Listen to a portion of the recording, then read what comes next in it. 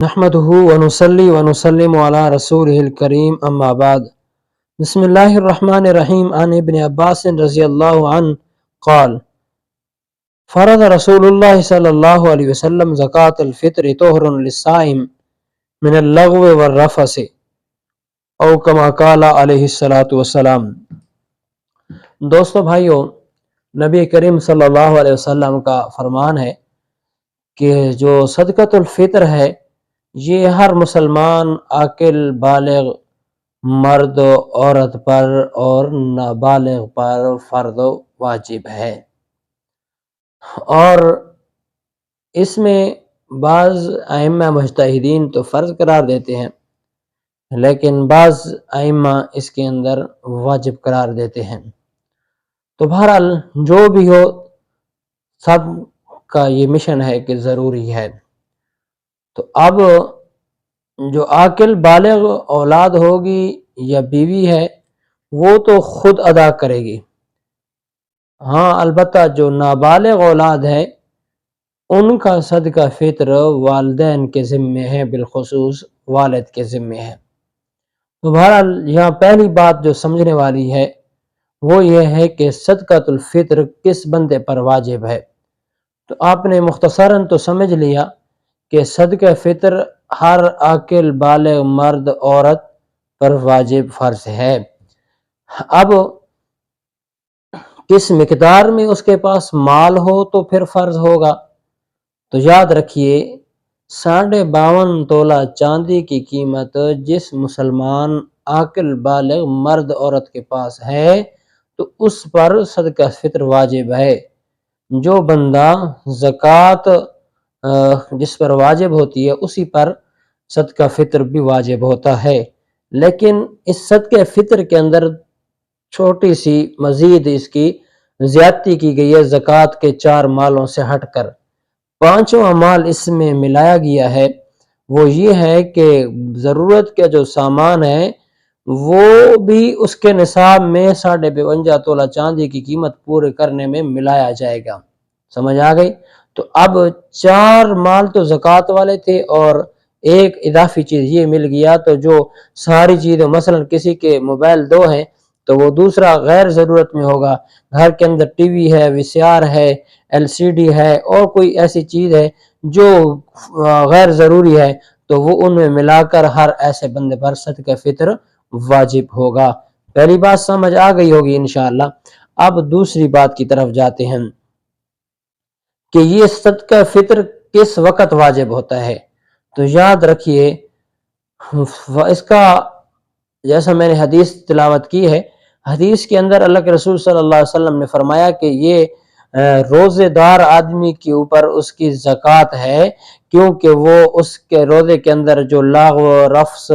جو غلطیاں گناہ ہوئے اس کے لیے پاک کرنے والی چیز ہے جو بندہ صدقہ فطر عطا کر دیتا ہے۔ تو اب وقت اس کا علماء نے لکھا کہ صبح صادق کے بعد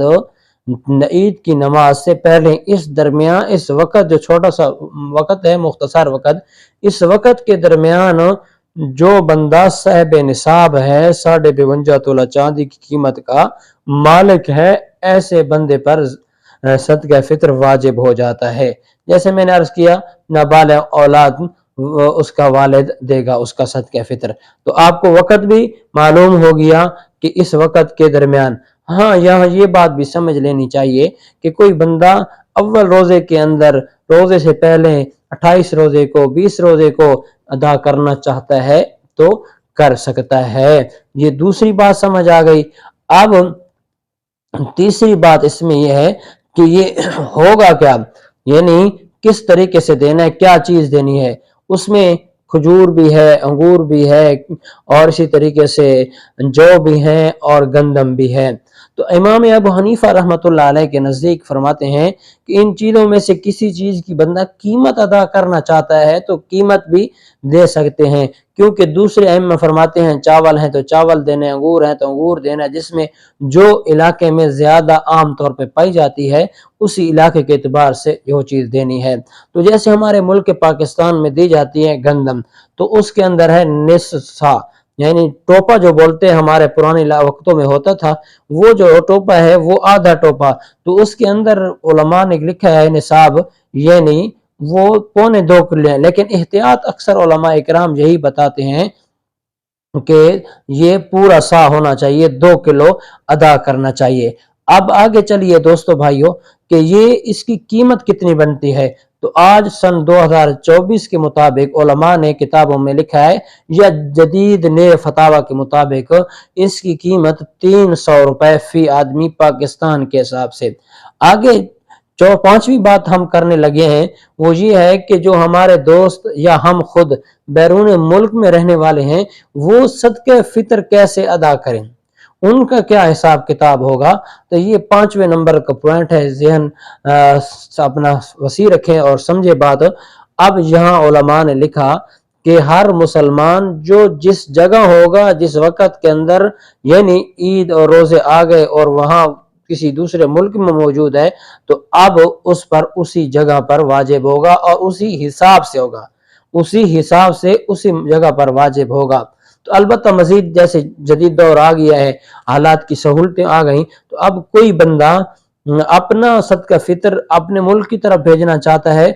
تو وہاں غریب مسکین ہے تو وہاں بھیج سکتا ہے، اس میں کوئی قباحت نہیں ہے، کوئی مشکل اور کوئی دقت نہیں۔ میں تو سمجھتا ہوں یہ افضل ہے، کیونکہ ہمارے ملک جو امیر لوگ رہتے ہیں وہاں غریب رہتے ہیں، تو غریبوں میں زیادہ ضرورت ہوتی ہے، تو وہاں بھیجنے میں شرعی طور پہ بھی کوئی قباحت نہیں ہے۔ تو بہرحال یہ 5ویں بات آپ سمجھ لیں کہ جو بیرون ملک والے ہیں ان کو اسی جو بیرون ملک میں رہتے ہیں، مثلا سعودی میں کوئی رہتے ہیں، قطر میں رہتے ہیں، دبئی میں، امریکہ میں، جہاں کوئی رہتے ہیں وہاں کے حساب سے پیسے کے حساب سے وہ ادا کریں گے۔ تو اب سعودی والے یا دبئی والے، قطر عمان والے، تقریباً ان کی کرنسی کا ریٹ برابر ہے، تو یہ تقریباً 15 ریال، 15 درہم، 18 درہم، 15 دیار اس کے درمیان 15 درہم یا 15 ریال بنتے ہیں۔ وہ اپنا 15 ریال کا حساب کر کے پاکستان میں ادا کرنا چاہتا ہے غریبوں کے اندر تو کر سکتا ہے۔ اور اس کے بعد یہاں دوسری بات یہ سمجھیے کہ اب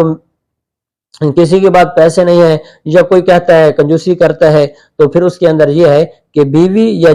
جو بالغ اولاد ہے یہ مرد کے ذمہ نہیں ہے، اس کا وہ اگر اسی حساب پاکستان کے حساب سے فی آدمی 300 ادا کرنا چاہتا ہے، بالغ اولاد لڑکے ہوں یا لڑکی ہوں اور بیوی، وہ اس حساب سے بھی دے سکتے ہیں۔ البتہ یہ خود یہاں رہ رہا ہے تو ایک قول اور ایک فتوے کے مطابق کہ جو بچے ادھر رہ رہے ہیں نابالغ ہوں یا بالغ ہوں سب کے لیے اسی حساب سے دیا جائے گا، کیونکہ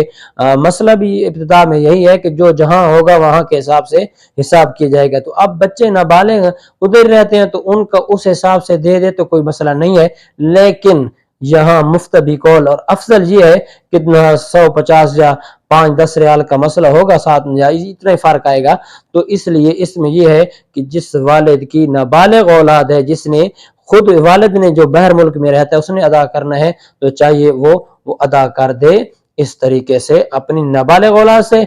یہاں کے حساب سے، سعودیہ کے، دبئی، قطر کے حساب سے، اور جو نہیں تو پھر اسی طریقے سے چھوٹی اولاد۔ یہاں ایک اور مسئلہ اور بھی سن لیں، مجھے یاد آ گیا ہے کہ یہاں سن لیں جو لوگ مثلا عام لوگوں کو، ہم لوگوں کو تنخواہ ملتی ہے، جو عام لوگ رہ رہے ہیں، مثلا جس کے پاس عید کے دن، میں نے وقت بتایا نا، عید کے دن نماز سے پہلے صبح صادق کے بعد کسی کے بندے کے بعد جو باہر ملک میں رہ رہے ہیں پیسے اس ٹائم نہیں ہیں اور صاحب نصاب بھی پاکستان میں نہیں ہے، مثلا اس کا یہ صورتحال ہے کہ جوائنٹ فیملی ہے، مشترکہ لوگ ہیں، ادھر سے ایک بندہ کما رہا ہے اور وہ گھر اپنے والد کو بھیج رہا ہے، تو وہاں والد اس کا ادھر کے حساب لگا کے ادا کر دے، بہتر یہی ہے۔ جو اگر نہیں تو اس پر واجب نہیں ہے، اگر یہ ادا نہیں کرتا تو کوئی گناہ نہیں ہوگا، سمجھ آئی کہ نہیں؟ تو یہ بات بھی ذہن میں نشین کرے، جو صاحب نصاب نہیں ہے اس وقت کے اندر تو اس پر واجب نہیں ہے۔ یہ بڑا اہم مسئلہ ہے، لوگوں کو، دوستوں کو بتائیں۔ اور آگے جی 6 نمبر پر ہے کہ ہاں جی جو نابالغ اولاد ہے اس کا ذمہ میں نے عرض کر دیا، تو بہرحال یہ 6-7 صورتیں تھیں جن کی صورت میں ہم نے ادا کرنا تھا، مختصر اجمالی طور پہ ساری چیزیں آ گئی۔ تو بہرحال اللہ سمجھنے کے بعد عمل کی توفیق نصیب فرمائے اور اس کو زیادہ سے زیادہ شیئر کریں تاکہ دوسرے لوگوں کو پتہ لگ سکے۔ وآخر دعوانا ان الحمدللہ رب العالمین۔